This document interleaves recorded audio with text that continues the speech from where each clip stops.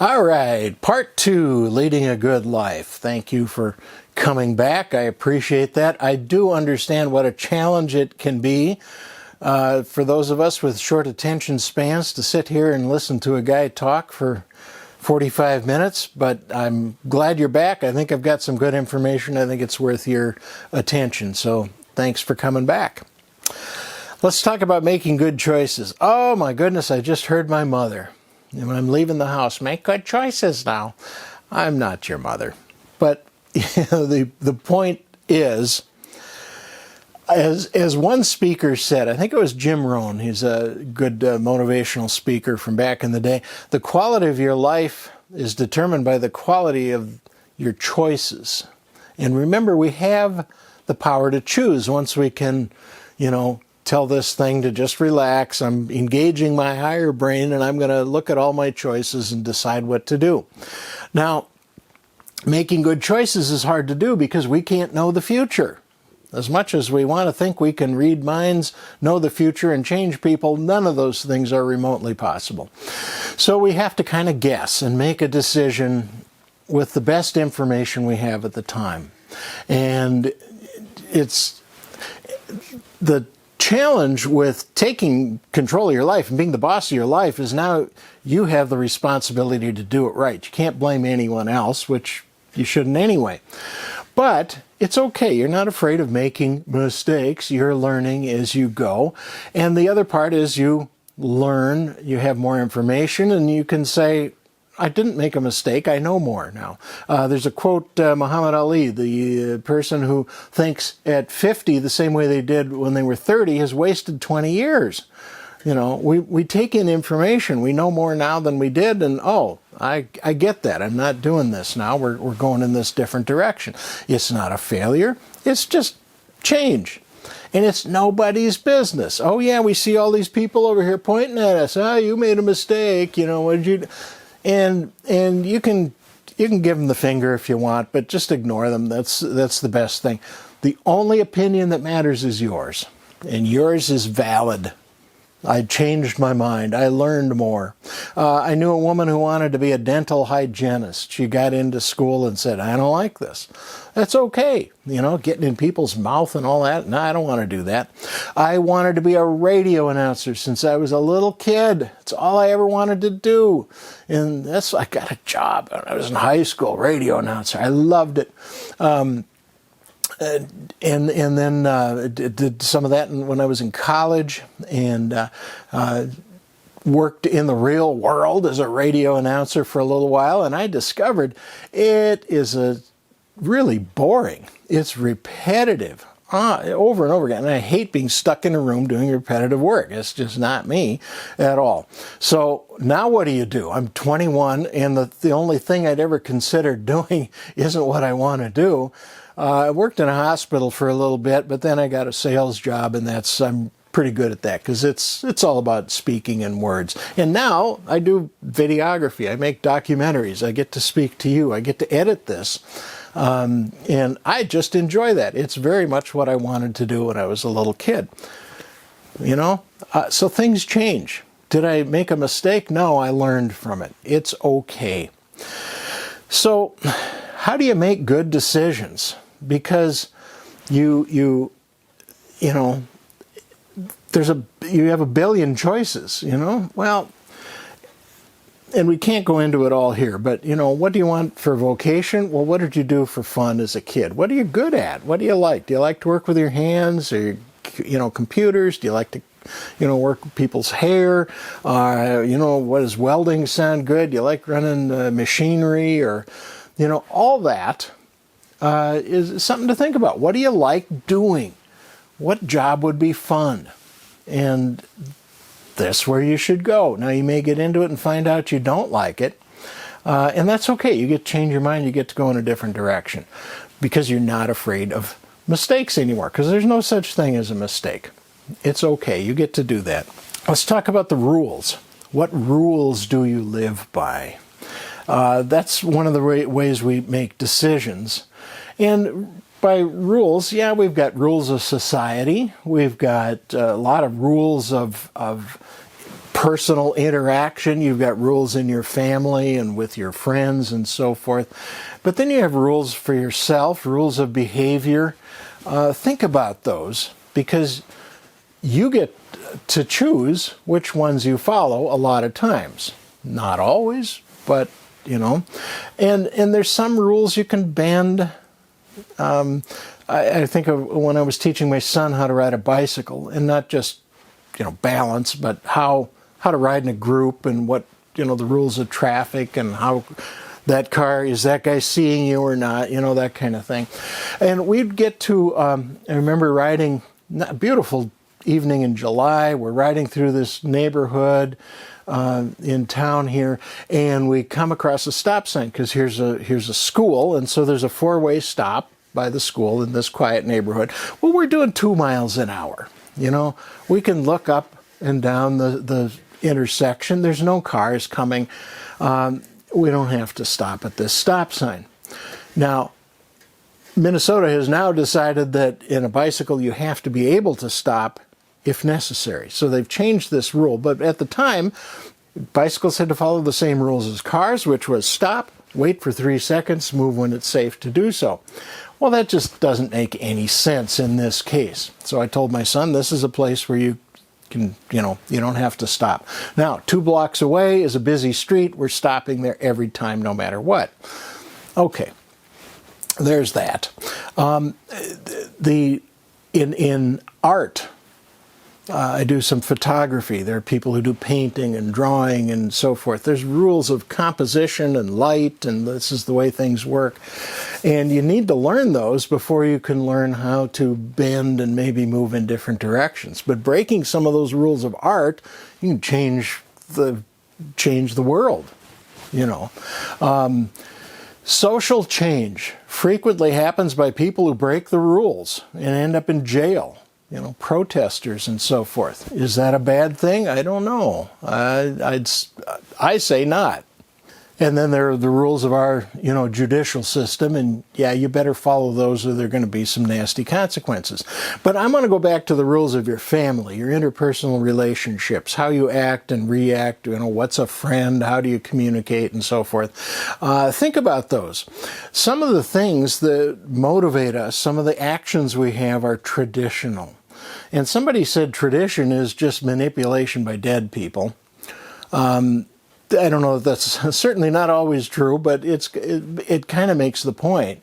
You know, are you acting the way you act because of something, you know, grandfather thought or told you, or, you know, past, not even verbally. But think about that. You get to choose how you act and react, and it's nobody's business if you change the rules that affect you. Here is an absolutely critical question. I am blank. I am blank. What do you put in the blank? I am blank. It's probably the most important question you will ever answer. And there's 1,000 things going in that blank at any one moment. Who are you? I am. Here's where this comes from. There was an article in Psychology Today years ago about a young man who was going to college, so he takes his college entrance exam. He scores a 98, 98th percentile. Only 2% of the people who've ever taken it did better. So he's a pretty smart kid, right? Gets to college, failing his first semester. And fortunately, he had a support group. And they came to him and said, what is going on? His question was, well, how do you expect a person with an IQ of 98 to do well at this high-end college? See, he thought it was an IQ test. And my joke is, an IQ of 98 will get you in Congress, but it won't get you through college. And once they explained it's a percentile thing and he's in the top 2%, which is pretty elite, he went back and aced everything. 2 lessons here. First of all, he filled in the blank, I am stupid. I am stupid. I am not, you know. The other part is, as smart as he was, it didn't help him. Smart had nothing to do with it.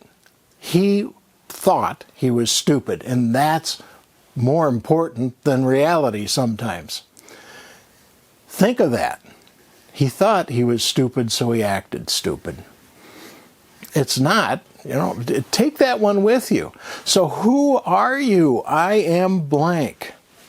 I can fill it in with all kinds of things at the moment here. They stack up and they may change here and there a little bit, but the important lesson is you fill it in. Don't leave it to others, because they'll put in whatever they want. They are just standing in line telling you who you are and how you're going to act and behave and what you're going to spend your money on and all that. Don't let them do that. You be the boss of your life. Who are you? Be that person. That's the whole point of this, is figure out who you were born to be and be that person, because that's a terrific thing to do. That's the highest goal of your life, is to be you, because you're wonderful. I guarantee it. I absolutely know that. You be very deliberate. Use this big brain of yours. Figure out who you are. Be that person. I am a good person. I'm kind, honest, generous.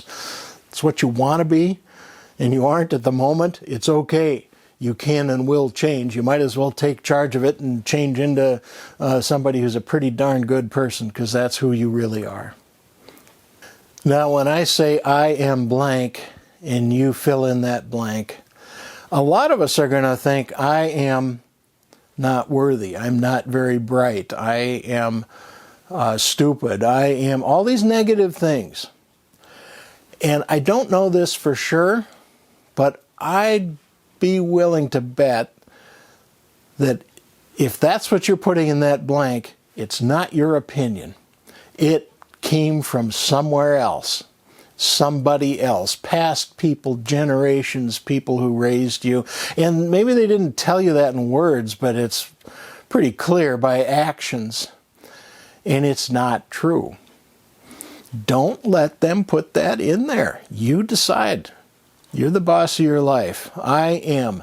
The subtitle of my book is is a quote from a man named Carl Jung, J-U-N-G, Carl Jung. He said, I am not what happened to me. I am who I choose to become. I'm not what happened to me. I am who I choose to become. Who do you choose to become? Think about it. Be that person. Life is good. We're talking about making good choices. Be very choosy about who you spend your time with, because you will become more like those people. Choose your friends wisely. And maybe you're going to find out that, this group of folks, that's not who I want to be.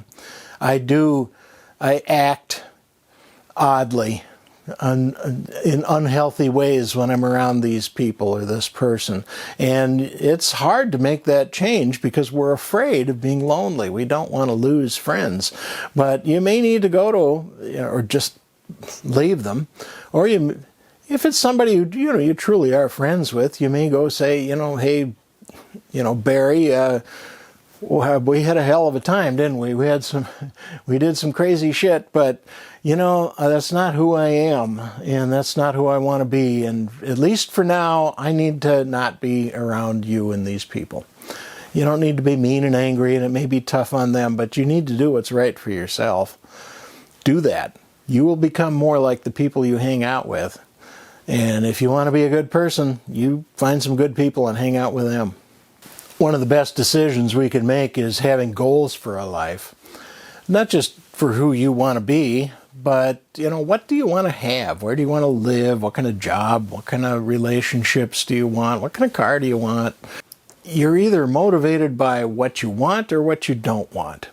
And most of the time we don't think about what we don't want because it's pretty obvious. But what happens is that we end up just not doing what we don't want. Oh, this is uncomfortable, so we move. This hurts, so we change that.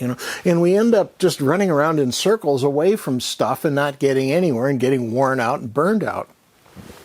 If you have goals, just what do you want? You're going that way. You're this is what I want, and you get to change your mind. You can get halfway there and say, I'm no longer motivated by that. I'm going in a different direction. It's nobody's business but yours. But you're not just going away from things, and you're going to get what you want. Maybe. They say make a list of goals, and they should have about a 50-50 chance of coming to reality. You know, don't be realistic. My first list of goals, I said I want to be on the moon. I want to go to the moon. Or I also said I want to drive a train. And I found out that I may get to actually drive a train at the North Carolina Transportation Museum. They've got a program where you can do that. So, I mean, it could happen. I found my list of goals years later. And there was some dumb stuff on there that a very young man would do that it was kind of laughable. But a good chunk of them had happened. And I hadn't looked at that list in decades. You know, I think why it worked was because I took a pen and wrote it down on paper. And I have come to believe that there is something almost magical about pen on paper. And I'm certain of that. So when you make a list of anything, and I got some more for you, it's not just sit and think about it. That's pretty casual. It's a starting point, and it's not typing it in a computer. It is ink on paper. There is something just magical about a thought coming down your arm and going in ink on paper, and your eyes seeing it. And I don't understand it. I don't care, but it is in fact.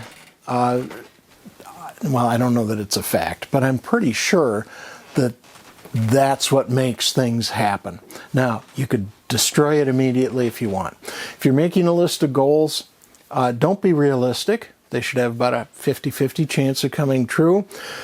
And once you've made a list, sit, don't move, and whoosh, another round of goals will come into your head. And you may add to it over time. But put it where no one else is going to see it. It's nobody else's business. It's just yours. Do that.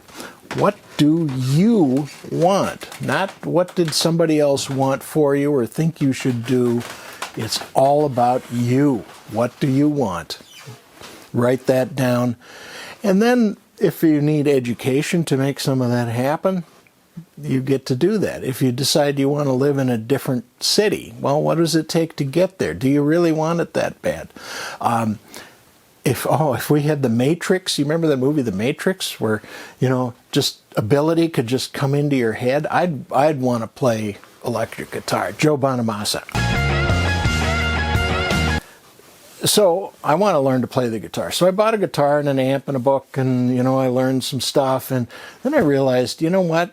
This is going to be a lot of work, more than I want to. It's not worth that much to me.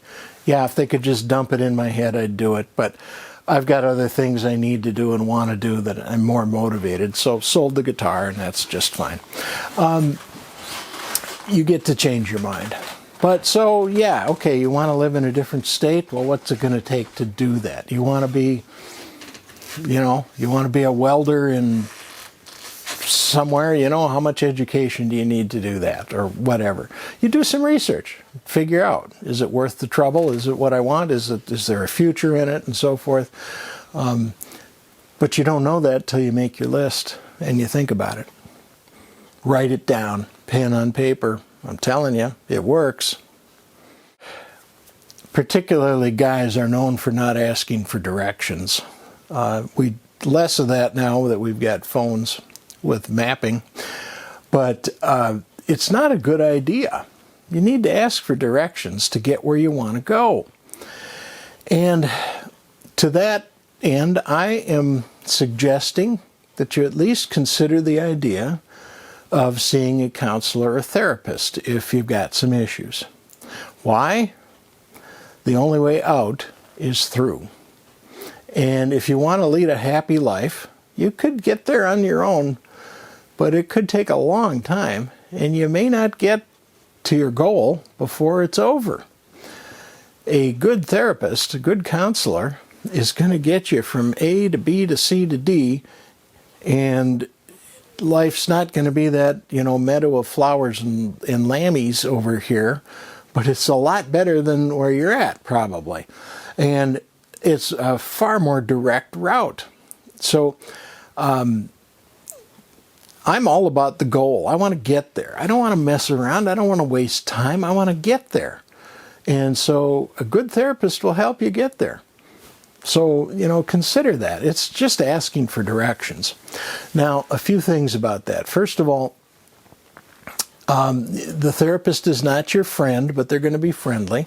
They're a mandated reporter, but you can tell them, anything. Everything is confidential. And you can say dumb things and, whatever, and it's okay.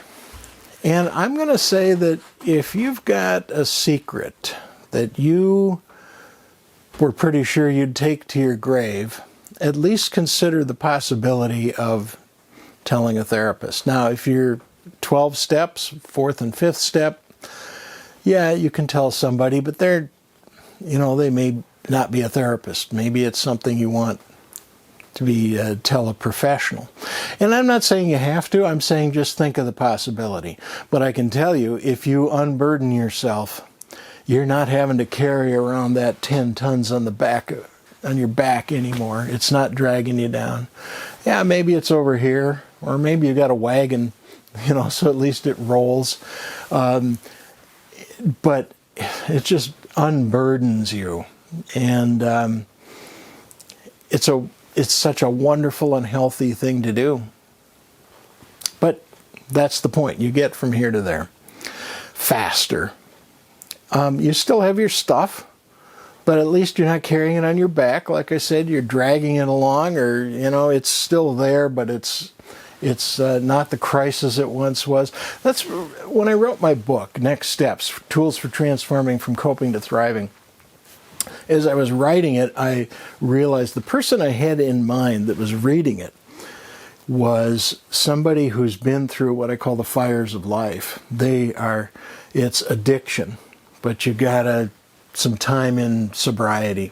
It is horrible health issues, but maybe it's in remission, or you've got it kind of, to where you can live with it. It's relationship issues. The kids have grown up, or the relationship's over, and this thing just dominated your life for how long, and now you get to where maybe it's not a raging fire, but it's a smoldering heap. And you can think about something else now. Well, that fire has probably driven you to a place where you're in pretty good shape mentally. You've been through some pretty serious stuff. You're coming out the other side. It's not gone, but you can live with it. Now what? Now what? And that's kind of what I'm talking about here. And that's kind of the theme of the book, is getting to your highest level of being a fully functioning and happy human. So we're seeing a therapist. And again, I'm just asking you to consider the possibility. M. Scott Peck, in his book, The Road Less Traveled, which I suggest, he's a therapist, and he talked about he talked about this many times in the book, how a patient is just getting to the point of going to have a breakthrough, and they quit coming. Happens a lot. Here's probably what's happening. Base brain gets scared. Oh, don't see this guy. Don't go to this woman. She's making us feel bad, and it's uncomfortable. Yeah, it is. I guarantee you, it's going to be uncomfortable. To deal with your stuff is hard work. But so when that happens, if you're seeing somebody, you're going to have all these I don't know how often, but this thing is going to start telling. That's what's going on there. And tell it, thank you. Thank you. I appreciate what you're doing. You're trying to keep us safe and happy, but I know the easier route is through. I've talked to a lot of counselors and therapists, and I've said, tell me if this is true. And they all agree it is.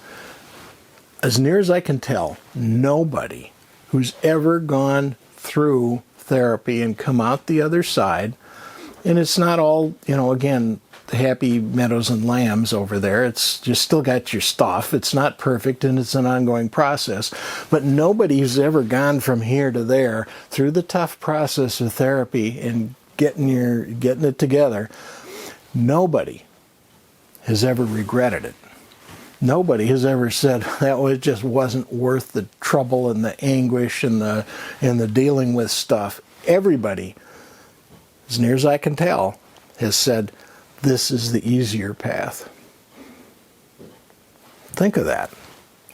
Maybe they're, as far as you're at right now, these are two pretty tough choices. But this is the easier path. It takes courage. But once you become fearless, life becomes limitless. And limitless life is a wonderful, wonderful place to be. And you are a wonderful person. We're all born as good, wonderful people. You need to get back to that. And you can. You absolutely can. I talk about how I try to live a life of fearless honesty, which is, again, pretty simple, but it's not easy, but it's again, the easier path. I'm all about simplicity and being happy. I just want to be happy, right?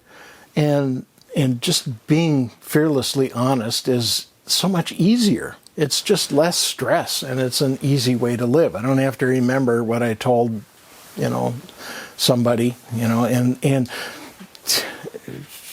don't have any secrets. And life's just so much easier that way. So being honest, really knowing who you are and being that person, it's easy because there's a solution. You can get there. You're not creating something out of nothing. You're just getting rid of the junk and letting the real you come out. But one of the challenges we have is just being honest about what's keeping us from there.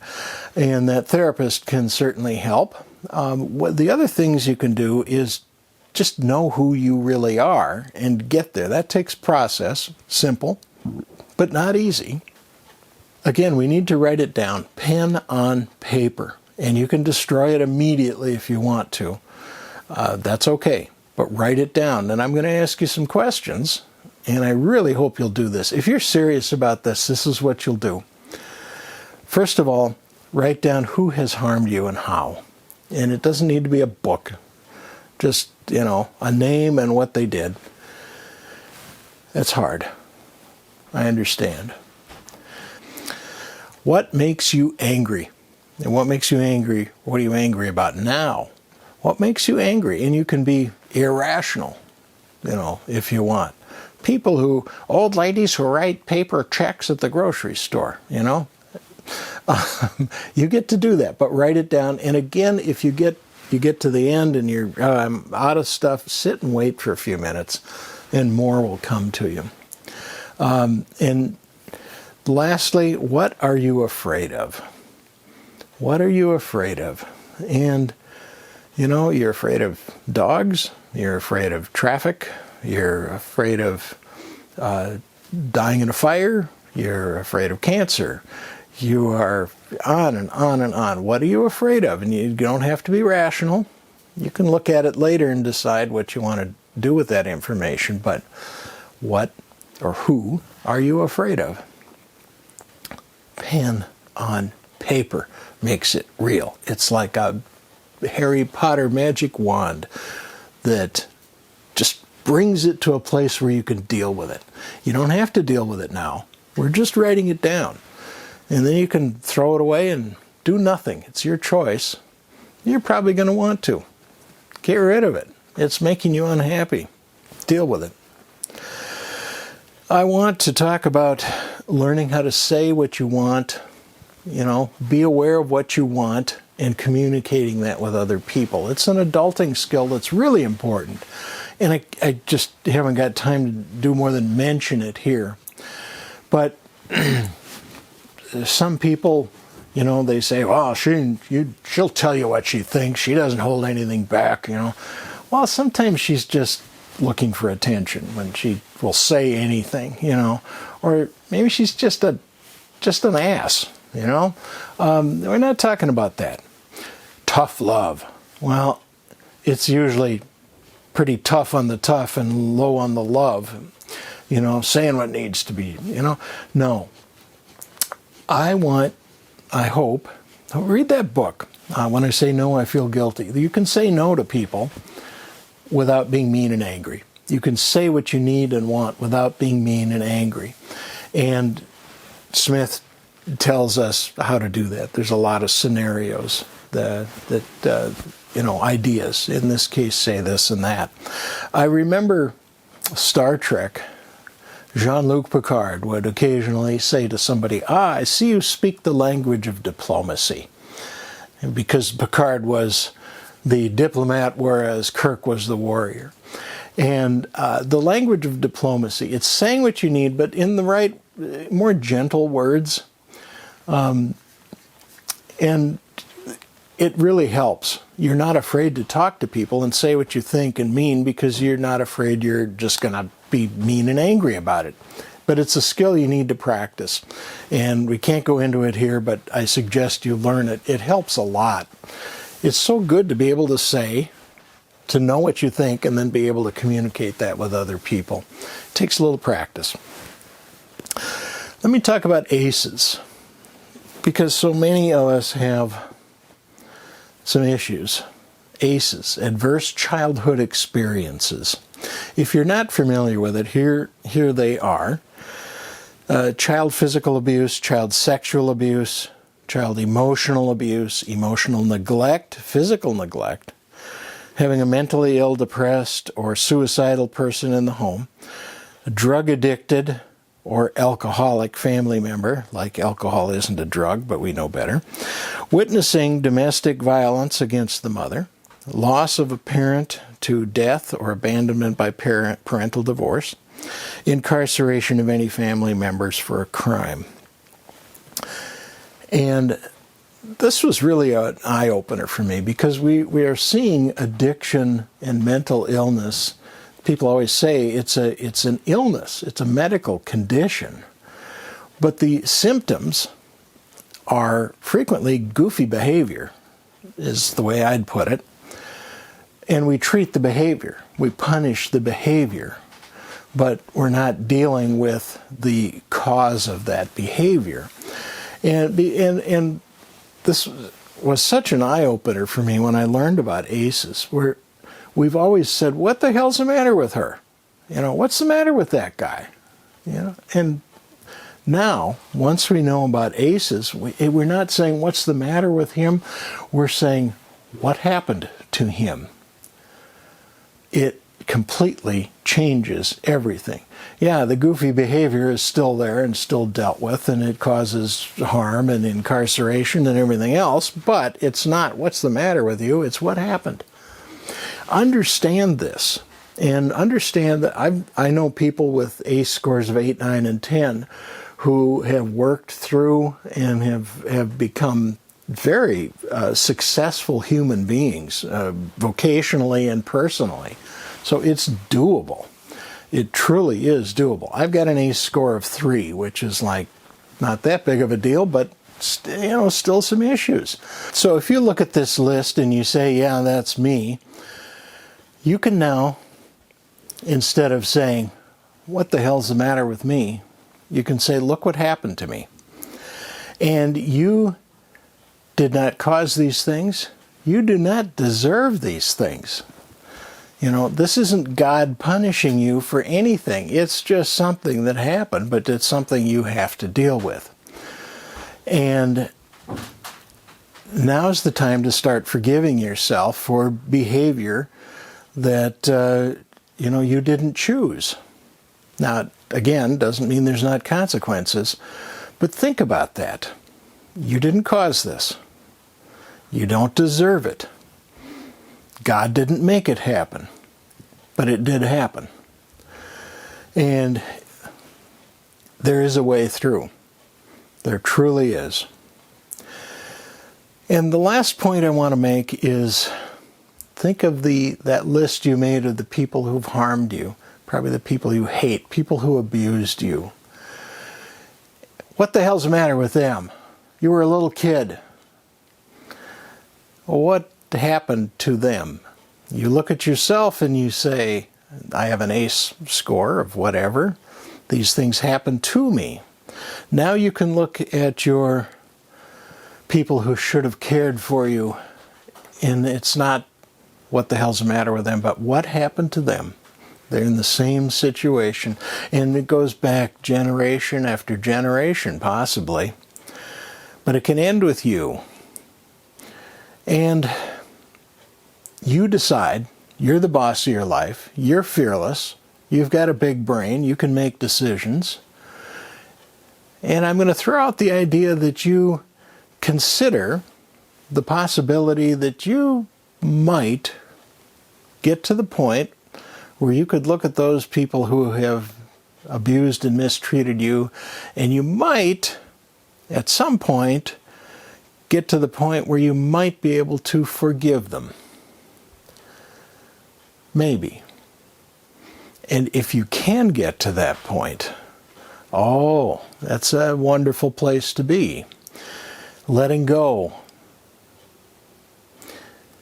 And as I said at the beginning, I think our goal for our entire lives, for every one of us, is to become the person we were born to be, which is a good, wonderful, loving person with some great skills. Number 2 is to learn how to love people and act out of love rather than fear. And number 3 is just have a lot of fun. And getting to that point is simple, but it's not easy. And if you can get to where you can consider the possibility of forgiving those who have abused you, mistreated you, you're a long way down that road. Now, I don't know who any of you are. I've never met you, probably never will, especially those of you on watching on video. I can't even see you. I'm just imagining who you are.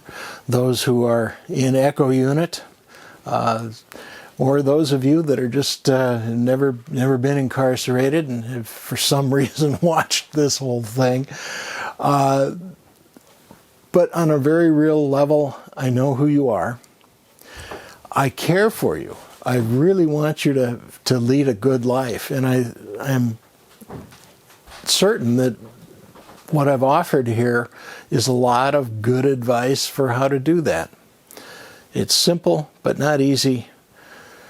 But you are now fearless, and if you just never give up, you can get there or get mighty darn close and have a good time between here and there. Thank you.